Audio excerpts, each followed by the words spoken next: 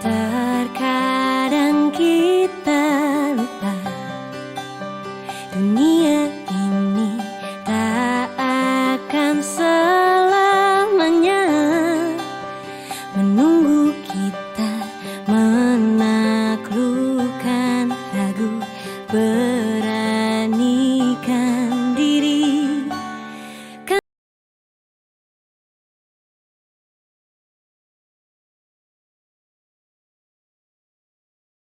Warahmatullahi wabarakatuh.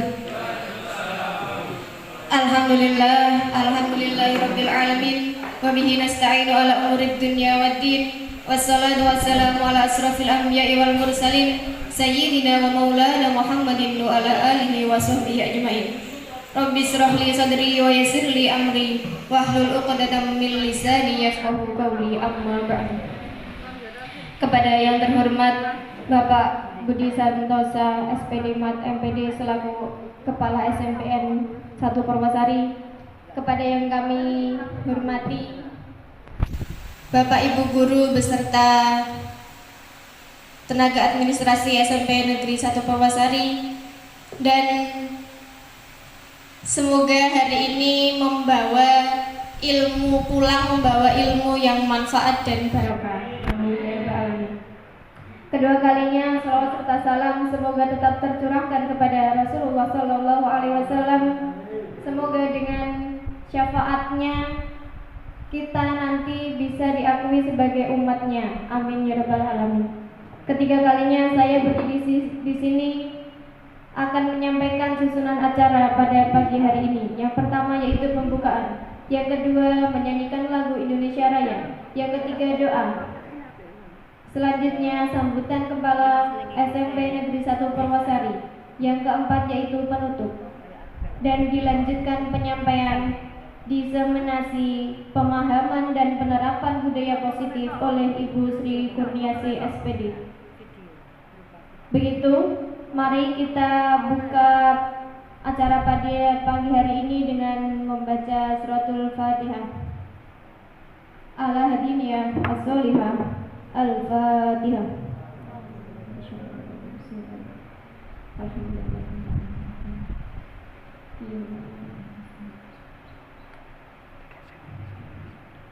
Amin, amin ya rabbal alamin. Acara berikutnya yaitu menyanyikan lagu Indonesia Raya. Kepada yang bertugas Ibu Ewis Puspitasari kami persilakan.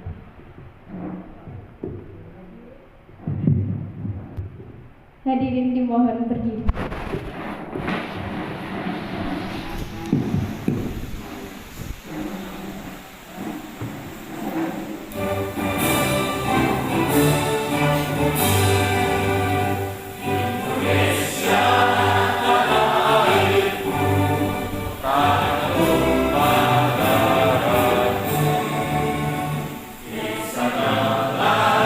Aku berdiri, jadi mandu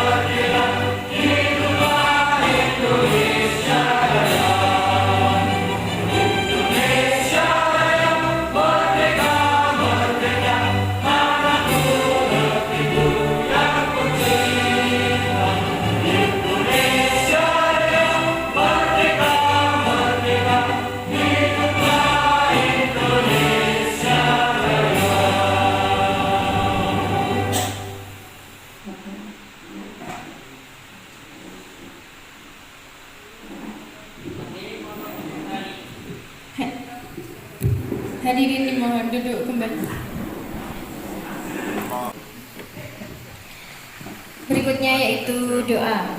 Kepada Bapak Mahmud Effendi kami persilakan.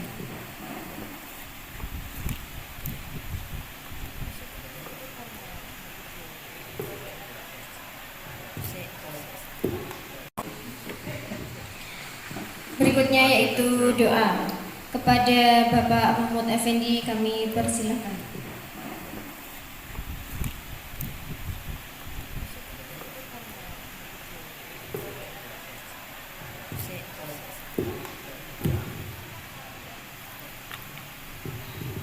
Assalamualaikum warahmatullahi wabarakatuh. Waalaikumsalam warahmatullahi wabarakatuh. Ila hadratin Nabi Mustafa Muhammad sallallahu alaihi wasallam wa alihi wa azwajihi wa waladihi wa dzurriyyatihi lahumul Fatihah. A'udzu billahi minasyaitonir rajim. Bismillahirrahmanirrahim. Alhamdulillahirabbil alamin arrahmanir rahim maliki yaumiddin. Iyyaka na'budu wa iyyaka nasta'in. Ihdinas siratal mustaqim siratal ladzina an'amta 'alaihim ghairil maghdubi 'alaihim waladdallin. Amin. A'udzu billahi minasyaitonir rajim. Bismillahirrahmanirrahim. Hamdan zakirin hamdan na'imin hamdan yuafi ni'amahu wa yukafi mazidah. Ya Rabbana lakal hamdu wa ma yanbaghi li jalali wajhikal karim wa azim sultanik. Allahumma shalli wa sallim ala sayyidina Muhammad wa ala ali sayyidina Muhammad walhamdulillahi rabbil alamin. Allahumma aftah alaina hikmataka wa ansur alaina bi rahmatika ya arhamar rahimin. Rabbi zidni ilman warzuqni fahman. Allahumma khtim lana bil husnil khatimah. Allahumma khtim lana bil husnil khatimah wa la tahtim alaina bi usul khatimah. Allahumma inna nas'aluka salamatan fid din wa afiyatan fis jasad wa ziyadatan fil ilmi wa barakatan fil rizqi wa tawbatan qabla al maut wa rahmatan indal maut wa maghfiratan ba'dal maut. Allahumma win alaina siratal maut wa najatan min nar wa afiyatan hisab. Rabbana hab lana min azwajina wa dhurriyyatina qurrata a'yunina waj'alna taqina imama. Rabbana atina fid dunya hasanah wa fil akhirati hasanah wa qina adzabannar. Walhamdulillahi rabbil alamin. Qiraatul Fatihah. A'udzu billahi minasyaitonir rajim. Bismillahirrahmanirrahim. Alhamdulillahi rabbil alamin.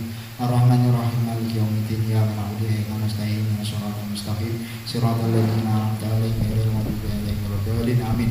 Wassalamualaikum warahmatullahi wabarakatuh. Acara berikutnya yaitu sambutan Kepala SMP Negeri 1 Purwasari kepada Bapak Budi Santosa SPD Mat MPD kami persilakan.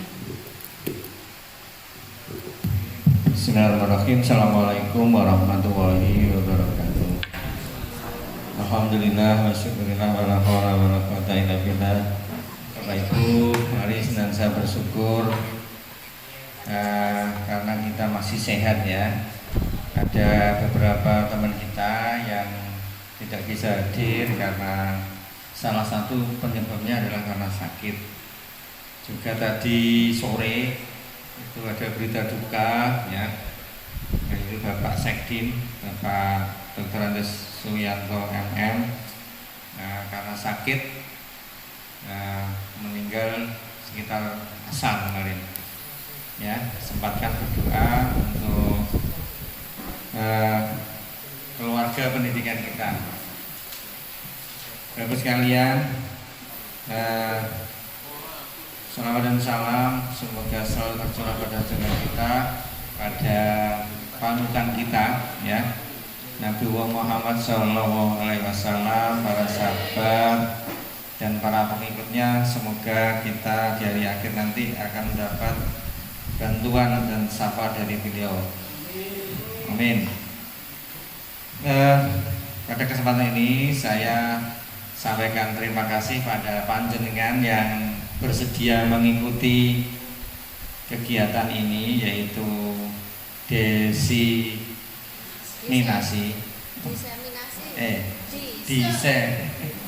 Aku ngerti kalau istilah-istilahnya diseminasi atau apa, penyebar luasan, meneruskan ya tentang budaya positif. Ya, terima kasih pada Bu Asih sebagai calon guru penggerak di angkatan yang ke-8 sudah bersedia untuk menularkan ilmunya kepada kita tentang budaya positif. Kalau saya lihat di budaya positif itu adalah nilai-nilai ya, keyakinan, kebiasaan. Budaya positif itu nilai-nilai, keyakinan, kebiasaan, ya, yang berpihak pada murid. Sekali lagi berpihak pada murid.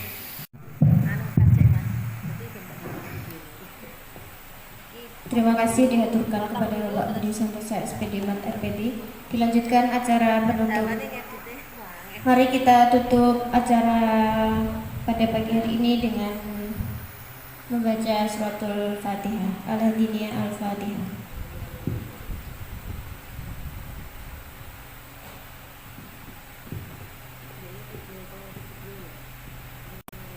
Dilanjutkan dengan penyampaian diseminasi pemahaman dan penerapan budaya positif oleh Ibu Sri Kurniasih SPD, calon guru penggerak Angkatan 8 SMP N1 Purwosari, Kabupaten Bojonegoro. Kepada Ibu Sri Kurniasih SPD kami persilahkan.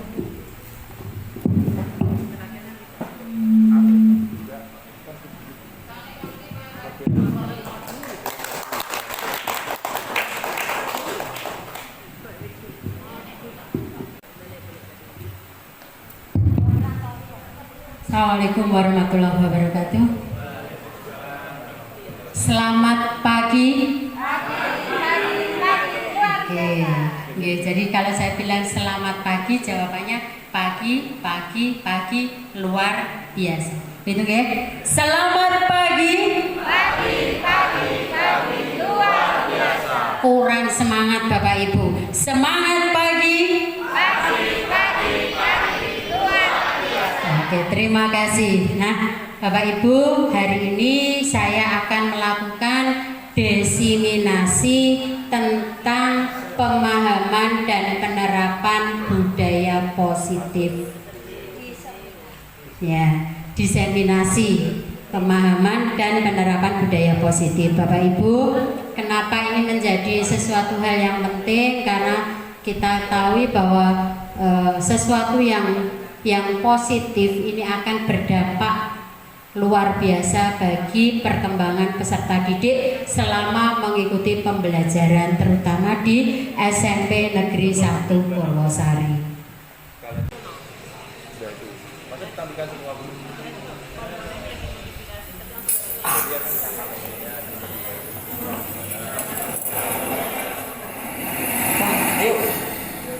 Maaf, Bapak lagi sibuk nak. Hari ini kamu berangkat sendiri dulu aja ya.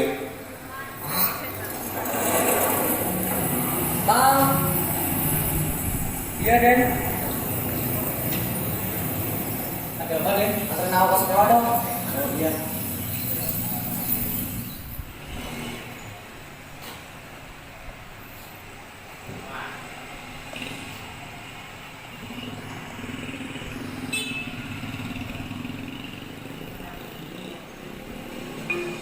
Aduh.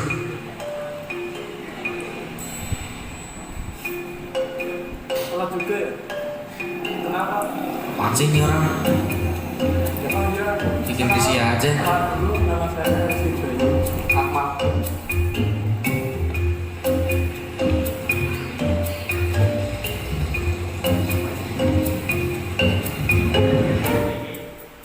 Udah sok deket,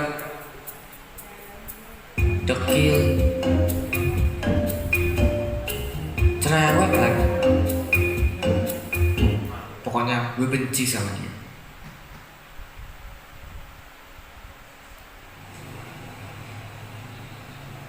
Namaku Rizky.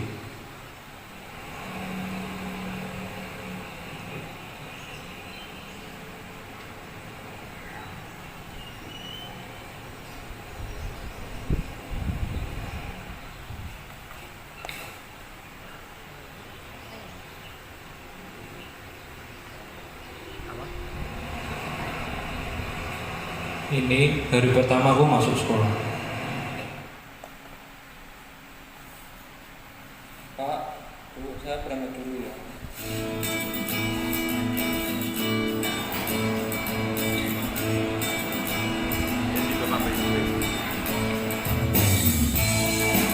Walaupun hari ini aku telat, Tapi aku senang karena akhirnya aku punya teman.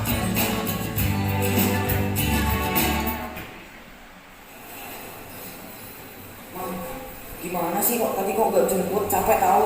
Ya maaf Din, ini tadi banyak kerjaan. Alasan, udah mending makan aja. Iya.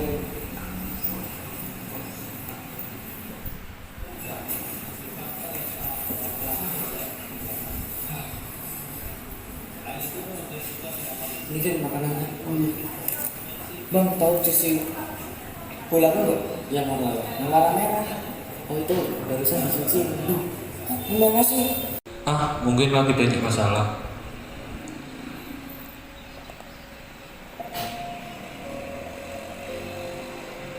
Ini keseharianku.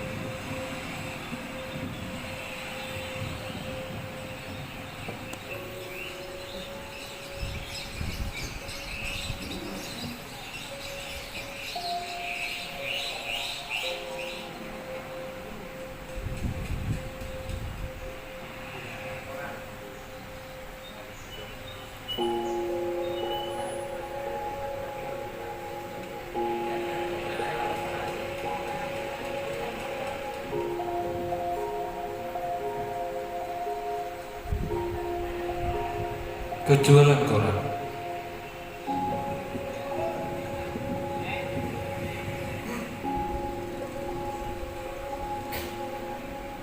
Walaupun hasilnya nggak banyak,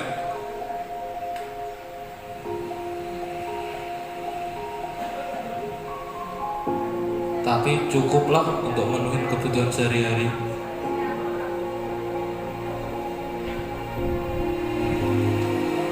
Gue sadar, gue bisa bahagia dengan jadi lebih mandiri dan lebih peduli sama orang lain.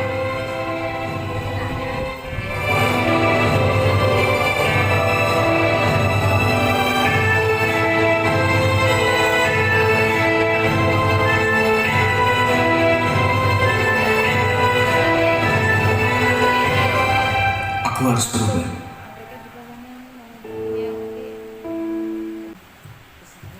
Bapak Ibu, halo, halo. Nah, setelah kita melihat tayangan video tadi, kira-kira kita bisa mengambil kesimpulan apa ini? Monggo satu orang.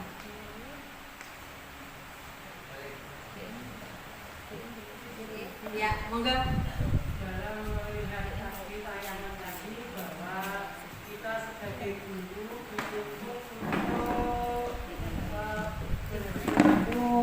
misalnya akan memberi hukuman pada anak itu dilihat dulu latar belakang anak, pegawai anak, apa itu kerjaan di rumah, keadaan orang tua dan sebagainya. Maksudnya gini, yang satu tadi terlambat, ya yang ada anak satu tadi terlambat karena kondisi anak tadi mungkin tidurnya tuh malam, terus orang tua suruh mengantar tidak sempat.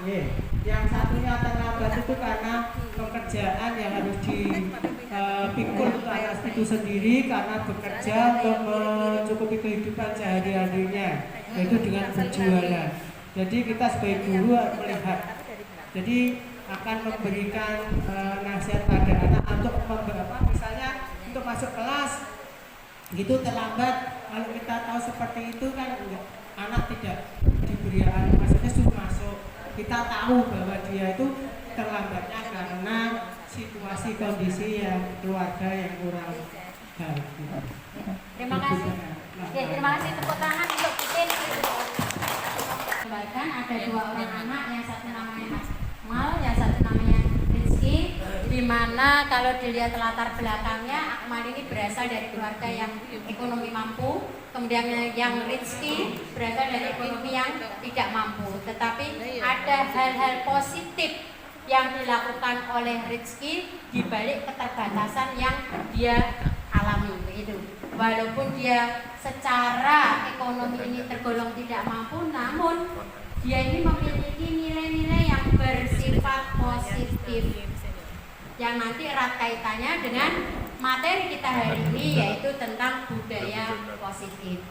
Baik Bapak Ibu, saya lanjutkan kembali. Budaya positif. Budaya positif ini jenisnya banyak Di antaranya yang pertama adalah pembelajaran dengan paradigma baru.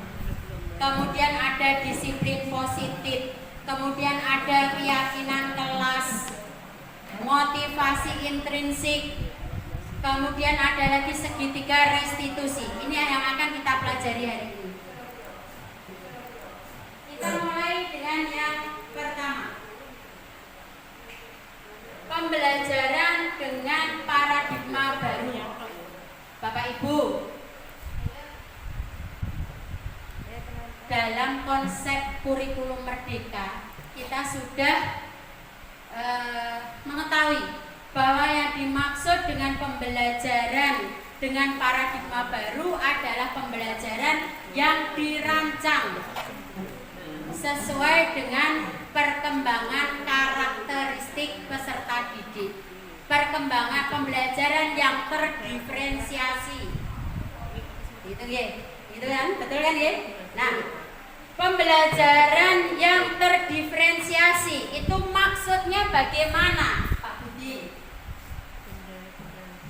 Pembelajaran berdiferensiasi yaitu pembelajaran yang mengakomodasi kebutuhan, kemampuan minat siswa, sehingga setiap siswa itu mendapatkan pembelajaran yang sesuai dengan karakteristiknya masing-masing.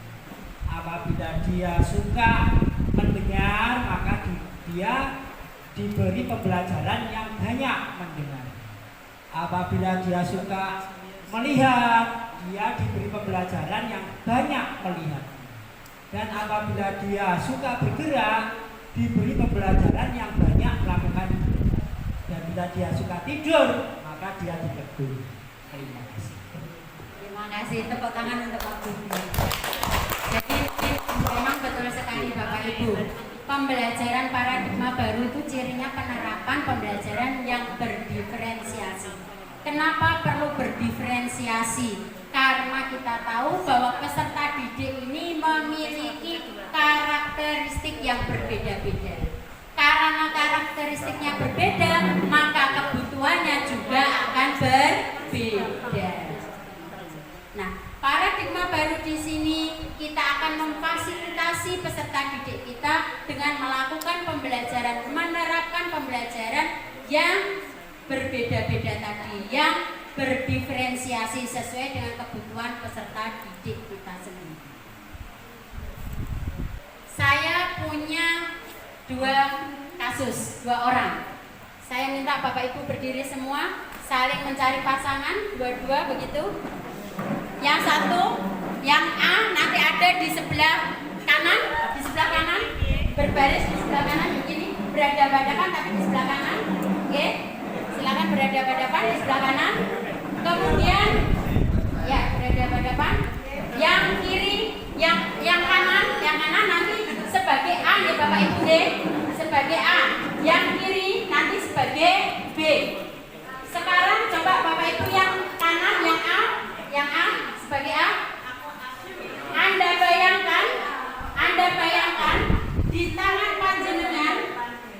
panjenengan ini terdapat sesuatu yang berharga, sesuatu yang sangat-sangat berharga.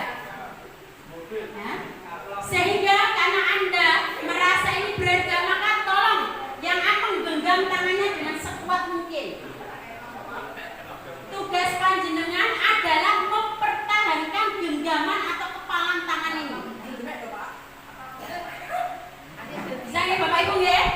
Kemudian yang B, yang selaku B, yang di sebelah kiri saya, ini berusaha membuka kepalan tangan A. Bagaimanapun caranya, boleh merayu, boleh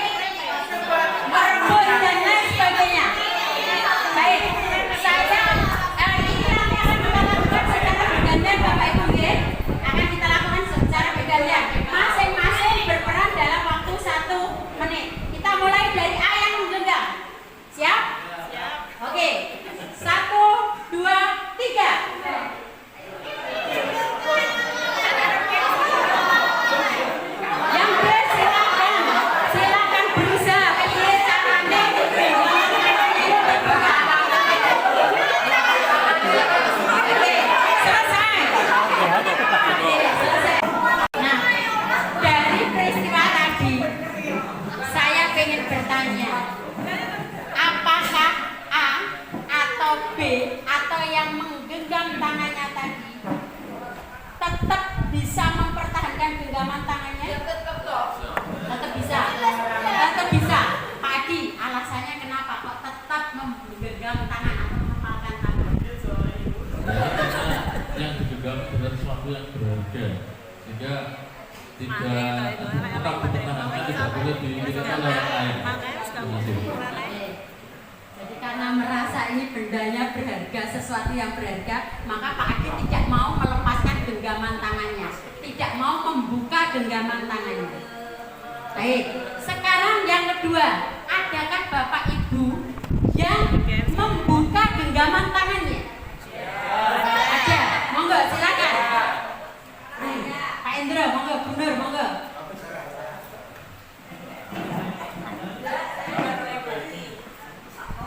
Alasannya kenapa ini?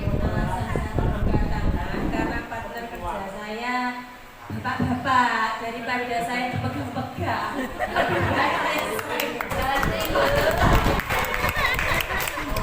Mungkin ada lagi dari monggo.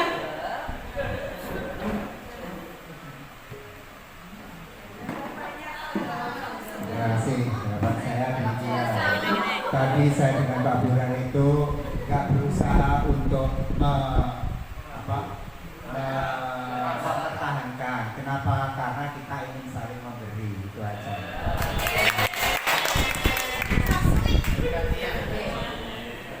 Jadi apa ini? Ya karena ada keinginan untuk saling berbagi. Dan itu memang tidak salah Bapak Ibu. Boleh panjenengan menggenggam tangan sekuat mungkin boleh. Karena bagi panjenengan karena ini sesuatu yang berharga. Ini prinsip saya. Tetapi ada yang membuka tangan. Kenapa? Karena ingin berbagi seperti yang tadi dikatakan Pak Endro. Itu oke? Itu pelajaran kita hari ini. Yang pertama, kita akan bicara tentang disiplin positif.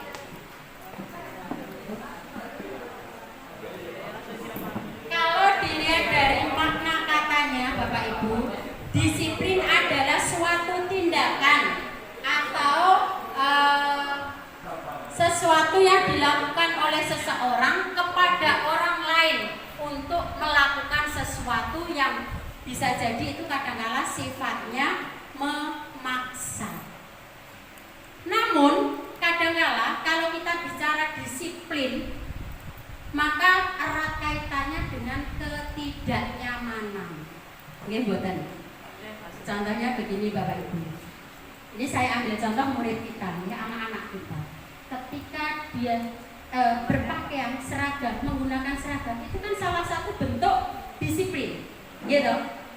Tetapi menurut mereka, kalau saya menggunakan seragam, misalnya kita suruh anak ini berseragam lengkap, pakai topi, dasi, dipakai setiap hari, mereka merasa tidak nyaman. Buktinya apa? Mereka seringkali dasinya dipakai hanya pada saat upacara. Nanti di dalam kelas kadang-kala dasinya sudah masuk ke dalam tas atau laci mejanya. Ini menandakan bahwa seringkali kalau kita membicarakan masalah disiplin, maka kita membicarakan masalah ketidaknyamanan. Ya kan?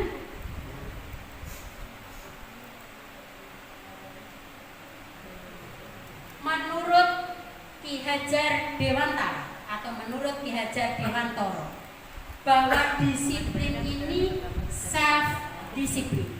Disiplin ini berasal dari diri kita sendiri. Dan itu harus dipaksa Bapak Ibu. Kita harus memaksa diri kita untuk melakukan disiplin. Bahkan kalau kita tidak disiplin, para pemangku kebijakan, dalam hal ini pemimpin, seorang pemimpin bisa memaksakan disiplin ini. Itu kata Ki Hajar Dewantara. Ya, karena apa? Karena disiplin ini dibutuhkan, betul-betul sesuatu yang sangat dibutuhkan kalau kita mau berubah. Ya, nih. Yang kedua, selain disiplin, budaya positif yang kedua adalah kebutuhan dasar manusia. manusia. Jadi yang pertama tadi, budaya positif yang pertama adalah disiplin positif. Yang kedua adalah kebutuhan dasar manusia. Bapak Ibu, manusia itu punya 5 kebutuhan dasar seperti yang tercantum di depan itu. Ya. Punya 5 kebutuhan dasar. Cinta, rasa kasih sayang, cinta kasih, ya, kesenangan. Ini merupakan bentuk dari kebutuhan dasar yang dimiliki oleh setiap manusia. Semua manusia punya 5 kebutuhan dasar ini. Bapak Ibu, di depan saya punya lingkaran. Saya akan membagikan kertas. Monggo satu orang.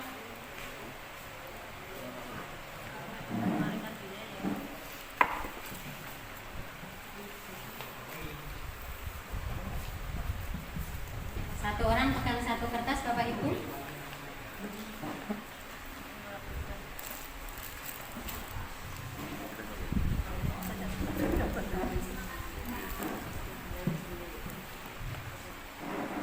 Sudah terima semuanya?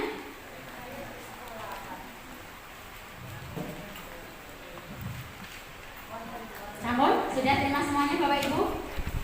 Oke, kalau sudah terima semuanya, saya minta tolong di selembar kertas tersebut. Yang pertama,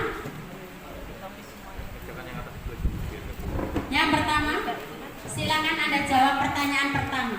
Siapakah orang yang paling panjenengan anggap penting? Yang pertama, siapakah, ini tolong ditulis, siapakah orang yang paling panjenengan anggap penting? Tuliskan di sana. Satu orang saja. Ya, satu orang yang panjenengan anggap paling penting. Samun? Samun?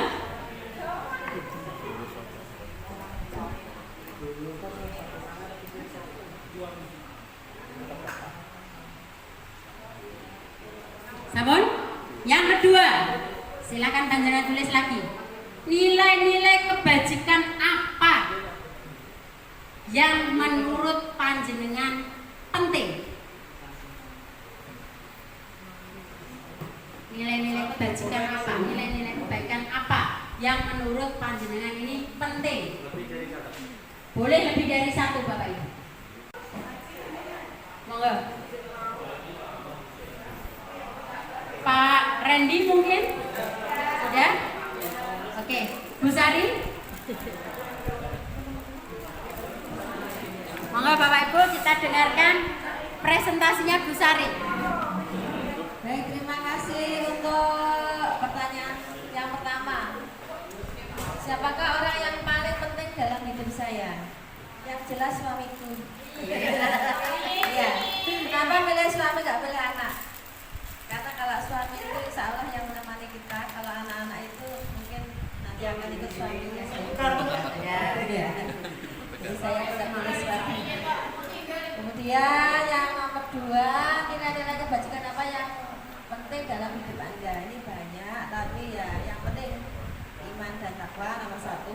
Kemudian yang pertama yaitu tanggung jawab dan kelas asih. Kemudian karakter yang paling ideal, sifat yang paling ideal yang saya inginkan. Ya, ini ya saya kembalikan lagi kepada tujuan hidup. Orang hidup kan tujuannya untuk ibadah ya. Jadi yang pertama tetap iman dan takwa kalau menurut saya karakter yang karena di dalam iman dan takwa pasti ada nilai-nilai kebajikan yang lain yang saling berhubungan. Kemudian yang keempat, pencapaian terbesar. Ini juga sama Dede. Ya, alhamdulillah saya berhasil mengantarkan anak saya sampai menikah. Jadi itu pencapaian. Kebahagiaan orang itu kan beda-beda, ya. Jadi kalau itu menurut saya adalah pencapaian yang terbesar. Selain yang lain masih banyak sekali. Saya sangat ya doanya itu. Kemudian pekerjaan yang ideal ya otomatis saya ya jadi guru karena sudah menjadi guru. perjalanan hidup. Nomor 6, perjalanan hidup, merasa titik puncak hidup. Ya, karena hari ini adalah puncak saya juga. Jadi mulai dari saya masih anak, kemudian sekolah, menikah, punya suami, ya semua yang itu. Kalau puncaknya, kalau karir ya jelas jadi guru. Ya, insya Allah nanti masih akan menuju puncak lagi karena puncak itu terus jadi. Kemudian yang terakhir, kehidupan yang paling bermakna ya sakinah mawaddah warahmah. Amin, amin. Sakinah mawaddah warahmah. Terima kasih.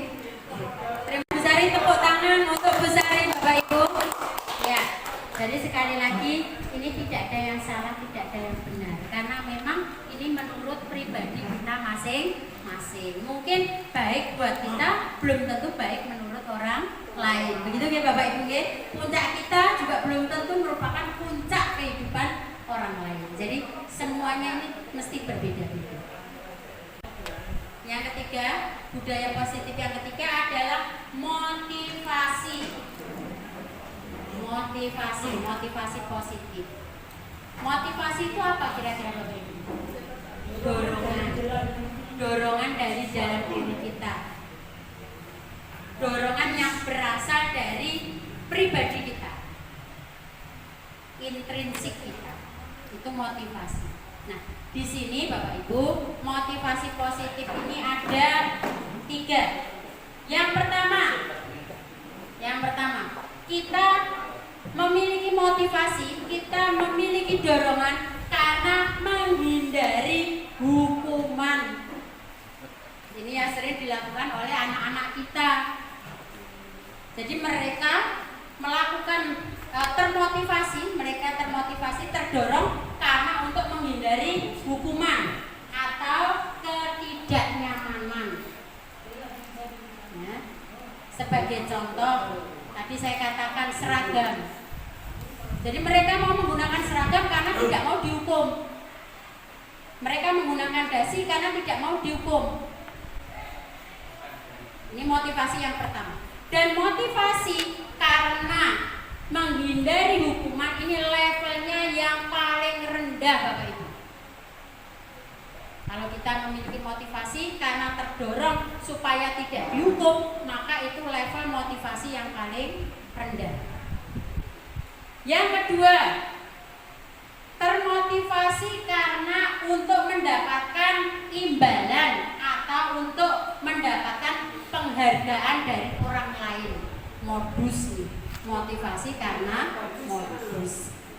Modusnya karena ingin dihargai, ingin dapat imbalan. Misalnya ini kadang-kala Bapak Ibu secara tidak langsung mungkin pada saat kita menyampaikan materi, kemudian kok tidak kita lihat kok anak-anak ini kok diam saja. Kita beri pertanyaan diam saja. Akhirnya kita memotivasi mereka. Anak-anak, siapa yang bisa menjawab pertanyaan ini saya beri hadiah 5.000 misalnya. Nah, begitu kita tawarkan hadiah imbalan, mereka termotivasi untuk menjawab. Ini motivasi yang kedua.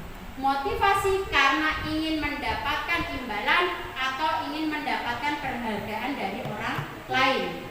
Motivasi ini levelnya di atas motivasi yang pertama. Jadi ini yang nomor 2 ini, level motivasi yang nomor 2. Ya, sesudah karena hukuman tadi.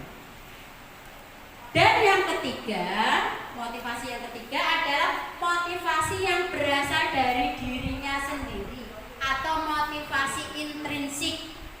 Motivasi yang muncul karena adanya kesadaran kita sendiri, karena merasa kita butuh untuk perkembangan diri kita sendiri, maka kita terdorong untuk melakukan sesuatu. Itulah yang disebut dengan motivasi dalam diri atau motivasi intrinsik atau internal.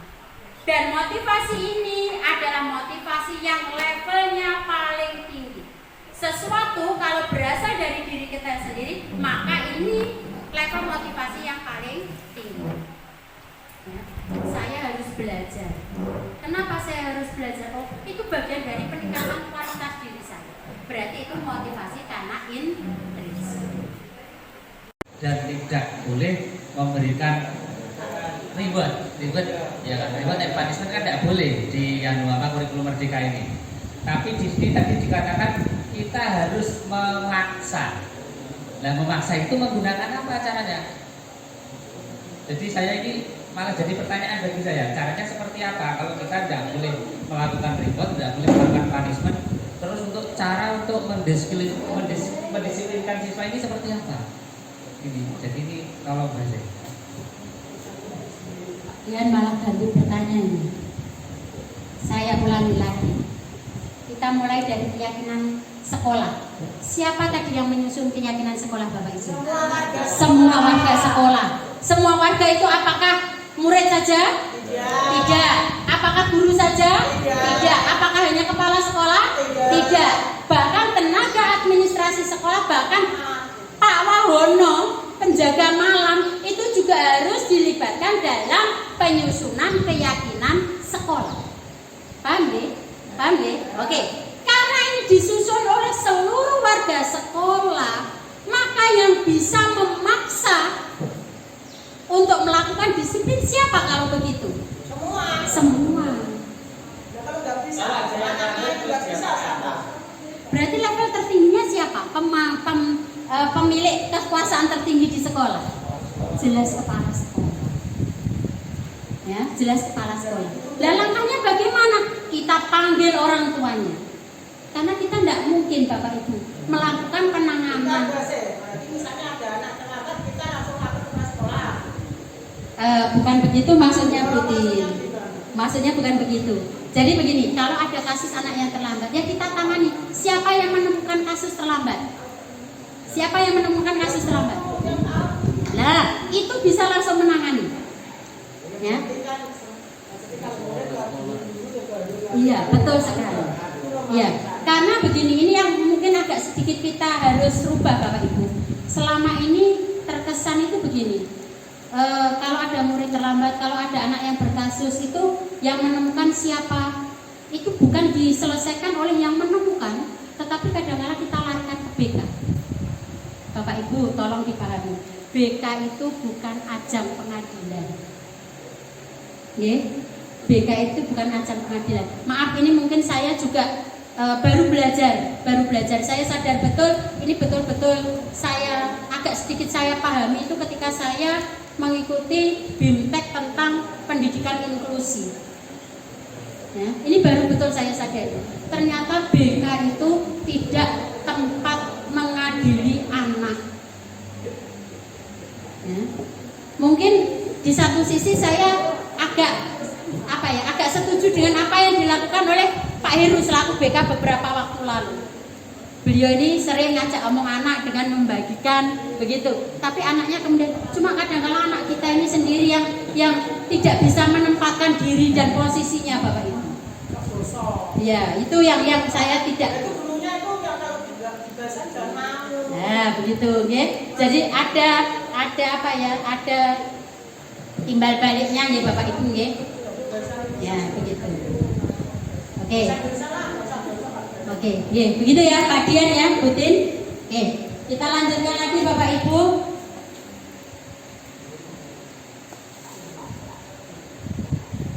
Yang berikutnya adalah pendekatan restitusi. Bapak Ibu tadi dikatakan kalau begitu siapa yang bisa memaksa? Bagaimana menangani kasus peserta didik kita? Kita menggunakan pendekatan restitusi. Kalau saya bicara pendekatan restitusi, maka kita akan bicara tentang segitiga restitusi, Bapak.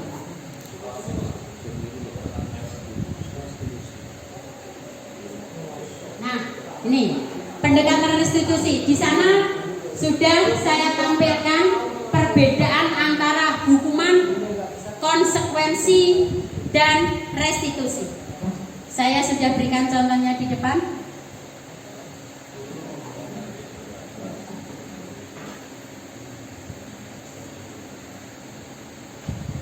Monggo, bisa dipahami. Ini sederhana, contoh sederhana. Perbedaan antara hukuman, konsekuensi, maupun restitusi.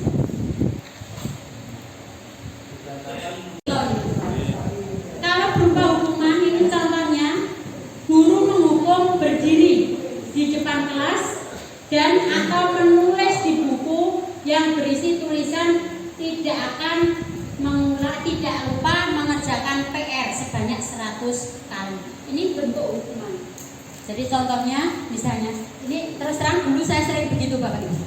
Tapi ketika saya melakukan diskusi, tanya jawab, misalnya ini sebetulnya tujuan saya itu untuk mengecek kesiapan siswa dalam mengikuti pembelajaran berikutnya atau mengingat materi yang sebelumnya. Saya sering memberikan pertanyaan. Saya bilang kalau nanti yang saya beri pertanyaan itu tidak bisa menjawab, maka hukumannya ada berdiri satu kaki dengan jewer telinga. Gitu. Saya dulu sering begitu. Harapan saya kalau anak saya begitu kan, maka dia di pertemuan berikutnya dia akan tahu, oh yo, ben aku gak dihukum, biar saya tidak disuruh berdiri, maka saya harus belajar membaca. Gitu. Tapi itu sebetulnya ternyata salah, Bapak. Anak tidak mengerjakan PR, langsung kita vonis. Wah, ini goblok gak gelem gara PR. Kenapa sedang ngatep nih pojokan? Hukuman. Ya, ini contoh hukuman. Kalau ada anak yang tidak mengerjakan PR. Kemudian yang kedua, ini kalau konsekuensi. Saya bacakan lagi.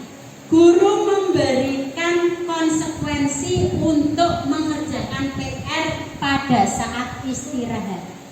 Oke, kamu kan tadi tidak mengerjakan PR no? Nek ngono kok istirahat PR-nya dikerjakan. Itu konsekuensi. Tapi konsekuensi kan harus tahu anak satu kelas sebelumnya sudah ditetapkan bahwa nanti seperti kesepakatan waktu. Kalau belum ada itu ya kita nggak bisa namanya konsekuensi. Ya tak? Ya. Dan tolong diingat Bapak Ibu. Kalau yang konsekuensinya seperti itu kan berarti anak nanti semakin berpikir kalau PR bisa dikerjakan di sekolah saja. Nanti ada langkah yang ketiga, Pak Ri, yaitu lewat restitusi. Maksud saya konsekuensi itu terjadi atau tertata karena sebelumnya sudah ada kesepakatan. Betul sekali, Bapak Ibu. Tolong ingat ya. Kesepakatan ya nggak boleh ya. Iya, betul sekali. Iya, leres Budin. Iya, Bapak Ibu, tolong dibedakan ya. Kita itu kan biasanya setahu kita di dalam kelas itu kan hanya ada kesepakatan kelas, di mana kesepakatan kelas itu kan berlaku untuk satu kelas ya. Sedangkan kita sebagai Bapak Ibu guru mata pelajaran harusnya juga membuat kesepakatan mata pelajaran. Jadi tidak mesti sama Bapak Ibu. Dan itu harus dilakukan. Kesepakatan atau keyakinan itu harus kita lakukan, harus kita bentuk, kita mulai pada saat awal pembelajaran. Monggo. Pak Biro tanya Pak. Maaf. Monggo Bu Sari. Ini mau menambahkan aja mungkin. Kalau konsekuensi atau mungkin bertanya Bu ya, kalau konsekuensi itu kan tidak ditulis. Kalau kesepakatan itu ditulis. Jadi kalau kita ke kesepakatan itu yang utama. Jadi kenapa kita tidak memperbolehkan hukuman? Kalau bisa jangan hukuman, jangan konsekuensi. Kalau bisa yang restitusi. Karena restitusi itu adalah hasil kesepakatan. Nanti kalau melanggar berarti nanti kita lanjutkan ada tindak lanjutnya. Ya. Jadi kalau konsekuensi kan belum tentu, kadang-kadang konsekuensinya berubah-ubah. Misalnya kalau ini konsekuensinya saya hukum, saya beri tugas ini, gantinya ini gantinya ini. Tapi kan itu bukan kesepakatan, itu kan dari gurunya. Jadi bukan dari pendapat atau usul atau suara dari anak-anak yang merupakan hasil kesepakatan kita. Betul sekali apa yang dikatakan Ibu Sari. Jadi konsekuensi itu alternatif, bisa dikatakan begitu Bapak Ibu. Alternatif yang kita berikan. Dan biasanya memang konsekuensi itu karena sebuah konsekuensi kadang-kadang tidak tertulis. Kalau di dalam IPS itu ada materi namanya nilai dan norma. Kalau nilai itu sesuatu yang dianggap baik dan itu belum tentu tertulis. Ya, kesepakatan tapi tidak perlu kita tulis, Bu. Biasanya begitu. Nah, ini sebetulnya ada posisi kontrol restitusi. Jadi sebelum kita ke segitiga restitusi, kita punya yang namanya posisi kontrol restitusi. Untuk posisi kontrol restitusi ini, yang pertama sebagai penghukum, Bapak Ibu, kita itu cenderung melakukan hukuman. Ada sebagai penghukum, kemudian ada sebagai pembuat merasa bersalah, kemudian yang ketiga bisa sebagai teman, kemudian yang keempat kita sebagai pemantau, dan yang kelima posisi kontrol kita sebagai manajerial, sebagai manajer. Manajer itu tidak hanya di perusahaan, ya. Oke, ini 5 posisi kontrol. Sebelum kita menjawab pertanyaannya Ibu Sutina, baik Bapak Ibu, mohon diperhatikan 5 posisi kontrol kita. Yang pertama sebagai penghukum, yang kedua pemberi merasa bersalah, pembuat merasa bersalah, yang ketiga sebagai teman, yang keempat sebagai pemantau, dan yang kelima sebagai manajerial. Oke. Saya punya contoh kasus, yaitu ada peserta didik yang datangnya terlambat. Ada peserta didik yang datangnya terlambat. Nah, pada saat ada peserta didik yang datang terlambat, ada satu orang yang berkata, "Kamu itu selalu saja terlambat. Kamu itu selalu saja terlambat. Selalu, pasti selalu terakhir datang. Kamu itu selalu telat." Bosan aku. Kira-kira kalau melihat pernyataan ini kontrol guru sebagai yang mana? Ulang lagi, teman. Saya ulang lagi ya Bapak Ibu. Saya ulang lagi. Sebagai seorang guru, guru ini memiliki 5 kontrol restitusi. Sekali lagi, sebagai seorang guru ini memiliki 5 kontrol restitusi. Yang pertama sebagai pemantau, yang kedua pembuat rasa bersalah. Pertama penghukum. Sorry. Yang pertama penghukum. Ya ada maaf deh. Yang pertama penghukum, yang kedua pembuat rasa bersalah. Kemudian yang ketiga sebagai teman, yang keempat sebagai pemantau, dan yang kelima sebagai manajerial. Bisa dipahami? Penghukum, pembuat rasa bersalah, teman, pemantau, dan manajerial. Saya punya kasus, ada anak yang datang terlambat. Yang pertama, ada guru yang mengatakan, "Kowe kamu lagi mesti terlambat terus. Kamu selalu datang terakhir." Kalau ada seorang guru yang mengatakan begitu, maka dia memiliki posisi kontrol yang mana, Bapak Ibu? Pembuat merasa bersalah. Membuat merasa bersalah. Sepakat membuat merasa bersalah? Oke, kita lihat penghukum. Kita lihat Bapak Ibu. Kita lihat. Penghukum.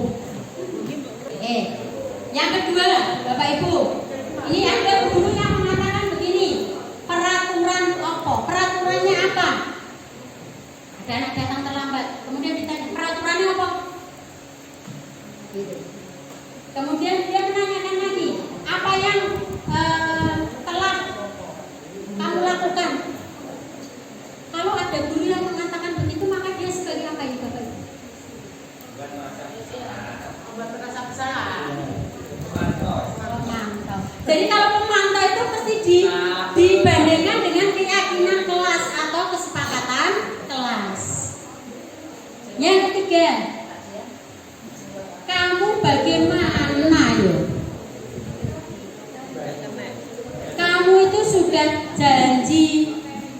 saya, kamu tidak akan terlambat.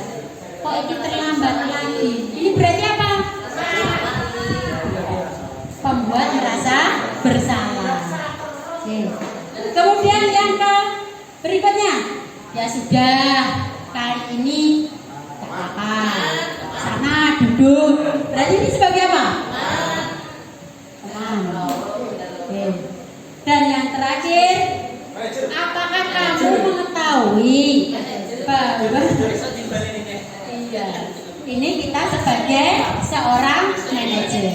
Bapak Ibu, dari kalimat posisi kontrol ini, seorang guru itu harusnya yang mana yang harus kita jalankan? Manajer. Jadi manajer itu tidak harus kepala sekolah. Diri kita, guru, ini juga sebagai seorang manajer. Itu yang terbaik dalam posisi kontrol. Nah, keyakinan kelas tadi sudah saya sampaikan ya Bapak Ibu ya. Keyakinan kelas ini disusun oleh seluruh warga sekolah, mulai dari kepala sekolah, guru, peserta didik, tenaga administrasi sekolah, bahkan penjaga malam juga dilibatkan dalam penyusunan keyakinan kelas. Karena ini merupakan hasil kesepakatan bersama. Ya boleh keyakinan kelas itu bersumber dari keyakinan sekolah itu. Jadi keyakinan sekolah harus dibuat bersama-sama ya. Dari keyakinan sekolah itu kita pasang di kelas-kelas yang nanti akan menjadi keyakinan kelas. Sebentar, Bapak Ibu, ada satu perbedaan. Apa bedanya tata tertib? Apa bedanya peraturan dengan keyakinan? Saya ambil contoh. Peraturan yang dibuat salah satu pihak. Kalau keyakinan semua diajak untuk Betul sekali Bu. Saya ambil contoh peraturan begini. Panjenengan kalau naik kendaraan roda 2 mesti wajib pakai helm. Nggih. Terus ya. Tujuannya pakai helm untuk apa Bapak Ibu? Biar kecelakaan tidak terbentuk. Betul. Keselamatan. Itu sifatnya wajib apa tidak? Wajib. Berarti tidak bisa ditolak. Betul? Betul. Ini yang membuat hanya pihak tertentu. Mosok kita diajak menyusun aturan penggunaan helm, kan enggak? Gitu. Yang menyusun nanti pihak kepolisian yang berfungsi untuk memberikan rasa keselamatan, keamanan, kenyamanan dalam berkendaraan. Dan itu wajib dipatuhi, tidak boleh ditolak, ada sanksi tegas. Tapi kalau keyakinan enggak, yang menyusun kita semua Bapak Ibu. Yang menyusun kita semua, ya, itu ya. Nah, berikutnya segitiga restitusi. Butin tadi menjawab pertanyaan panjenengan. Kalau Samsul, misalnya kasusnya Samsul ini bagaimana? Kita gunakan langkah segitiga restitusi. Segitiga restitusi, kita tidak bisa menghilangkan sisi salah satu segitiga ini. Mulai dari proses segitiga restitusi itu, yang pertama ada kegiatan yang namanya menstabilkan identitas. Sisi yang pertama, sebelum kita menjas seorang anak, kita harus menstabilkan identitasnya. Kayak Samsul itu tadi, kita bisa ini melakukan hal-hal yang terbaik. Misalnya kita tanyakan, ini posisinya apa? Menstabilkan identitas, biar dia tahu kesalahannya. Kemudian yang kedua, kita melakukan yang namanya validasi tindakan. Kita melakukan validasi tindakan yang salah. Kita cek kesalahannya pada apa.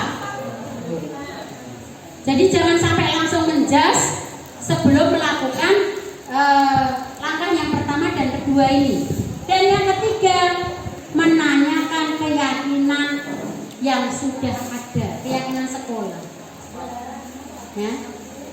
Jadi ini langkahnya harus ada 3 ini. Kita tidak mungkin langsung mengatakan anak ini salah, si A salah, Samsul salah, tapi belum melakukan segitiga restitusi ini. Bu, apakah langkah segitiga restitusi bisa dibolak-balik? Bisa. Jenengan memvalidasi kesalahan dulu boleh, menanyakan identitasnya dulu boleh, menanyakan keyakinan kelasnya dulu boleh. Tidak urut, tidak apa-apa.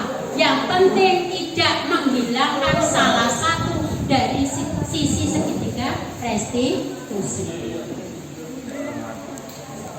Kemudian selain itu kita juga ini ya, guru ini harus mampu berefleksi. Kalau di dalam sejarah itu ibaratnya sejarah itu masa lalu. Tetapi masa lalu itu kita pakai cerminan. Kita koreksi diri kita, apa yang sudah kita lakukan, apa yang membuat anak seperti ini, kita kembalikan pada diri kita. Kita refleksi diri kita sendiri, baru kita bisa, oh saya kemarin sudah begini, ternyata anaknya masih begini, oh berarti saya akan berusaha melakukan yang terbaik lagi, sehingga harapannya anak bisa tumbuh menjadi pribadi yang lebih baik lagi. Kemudian Bapak Ibu, yang jelas dari tadi materi yang sudah saya sampaikan bahwa sebagai seorang guru, kontrol terbaik kita adalah sebagai seorang manajer, ya, sebagai seorang manajer. Tidak hanya penghukum, tidak hanya membuat rasa bersalah, tapi kita ini manajer. Paling tidak manajer untuk diri kita sendiri dan manajer untuk anak-anak atau peserta didik kita sendiri. Dan ini Bapak Ibu sesuai dengan yang tercantum di dalam Standar Nasional Pendidikan dalam Undang-Undang Nomor 20 Tahun 2005. Terima kasih, materi saya selesai. Mungkin kalau nanti ada yang ditanyakan, kita bisa sharing ya Bapak Ibu, kita bisa sharing, bisa berbagi. Nanti akan saya ikuti dengan share materi saya di grup WA keluarga. Sekali lagi terima kasih. Mohon maaf kalau ada kata tindakan saya yang kurang berkenan di hati panjenengan. Saya selaku manusia biasa mohon maaf yang sebesar-besarnya. Saya akhiri. Assalamualaikum warahmatullahi wabarakatuh.